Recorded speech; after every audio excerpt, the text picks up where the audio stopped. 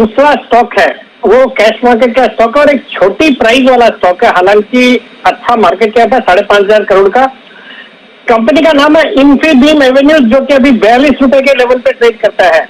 एक दमदार कारोबार है इस कंपनी का। मैं इसको डिटेल देख रहा था। ये कंपनी डिजिटल पेमेंट सॉल्यूशन, जिसका इनका ब्रांड है सीसी एवेन्यू, और एक एंटरप्राइज सॉफ्टवेयर सॉल्यूशन जिसमें इनका ब्रांड है बिल्ड अ बाजार, ये दोनों प्लेटफॉर्म पे काम करती है। कंपनी इंटरनेशनली भी प्रेजेंट है। इनका भारत में तो कारोबार है, इसके अलावा यूएस, फिर यूएई, सऊदी अरबिया, इन सब कंट्रीज में काम। और इनका जो प्लेटफॉर्म है, ये जो डिजिटल पेमेंट का, ये यूज करती है HDFC bank, Kotak bank, JP Morgan और बैंक मस्कट, इस तरह की कंपनी है। और ये जो इनका जो एंटरप्राइज सॉफ्टवेयर सॉल्यूशन है, वहां पे 25 लाख मर्चेंट्स इनके प्लेटफॉर्म पे है।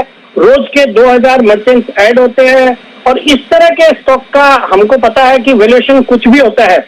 और ये कंपनी ने कल अपने तिमाही नतीजे पेश किए मार्च क्वार्टर के, बहुत ही दमदार नतीजे थे। 32 करोड़ का प्रॉफिट और वर्सेस 12 करोड़ था क्वार्टर ऑन क्वार्टर पिछले क्वार्टर में, और 17 करोड़ था पिछले साल, जिसके सामने 32 करोड़ का प्रॉफिट।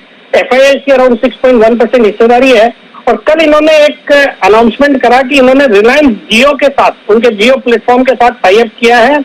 और एक इन्होंने आरबीआई के पास एक एप्लीकेशन डाली है रिटेल पेमेंट लाइसेंस के लिए, और उसमें किसके साथ, रिलायंस जियो है, फेसबुक है और गूगल है।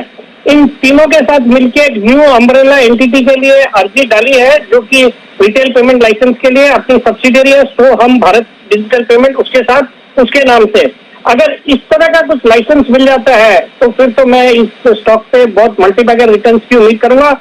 और इसके अंदर इन्होंने एक 2018 में एक कंपनी इंस्टेंट ग्लोबल पेटेक में हिस्सेदारी खरीदी, जिनका गो पेमेंट नाम से पेमेंट गेटवे है, जैसे पेटीएम है।